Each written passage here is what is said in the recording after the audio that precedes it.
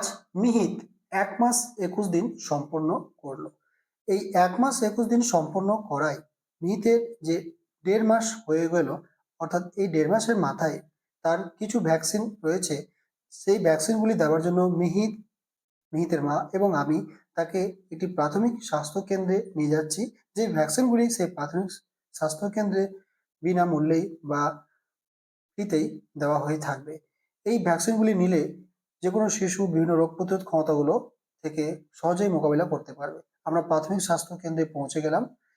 1.5 মাসের মাথায় এই ভ্যাকসিনটি নেওয়া প্রয়োজন। ভ্যাকসিন নেওয়ার আগে তাকে ওজন করা হলো, ওজনে তার দেখা গেল তার 3.5 কেজি ওজন হয়েছে।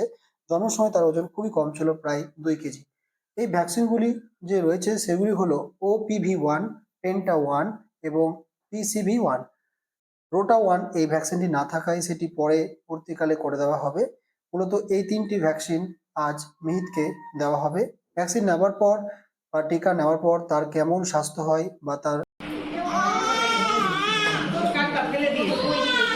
জ্বর বা শারীরিক কোনো ব্যথা হলে তাকে কোন ওষুধ দেওয়া প্রয়োজন তাও আমরা জেনে নেব এবং তা তোমাদের পরবর্তীকালে জানিয়ে দেওয়া হবে। এই ভ্যাকসিনগুলি নার্স সেবিকা খুব যত্ন সহকারে দিচ্ছেন, যার জন্য তার সেরকম ভাবে কষ্ট পেতে হয়নি। এই ভ্যাকসিনগুলি নিলে যে কোনো রোগ প্রতিরোধ ক্ষমতা থেকে খুব সহজেই শিশু এবং তার স্বাস্থ্য খুবই ভালো থাকবে। ভ্যাকসিন নেওয়া প্রায় সম্পন্নের পথে। ভ্যাকসিনটি খুব সুসম্পন্নভাবে সেবিকা দিলেন। আমরা এই ভ্যাকসিন নিয়ে তারপরে বাড়ির পথে রওনা দেব এবং রওনা দেওয়ার পর তার স্বাস্থ্য কেমন থাকে, তাকে কোন ধরনের ওষুধ আমরা খাওয়াবো তাও তোমাদের সামনে মেলে ধরবো। এভাবে মিহিতের ভ্যাকসিন সম্পন্ন হলো। আমরা বাড়ির পথে রওনা দিলাম।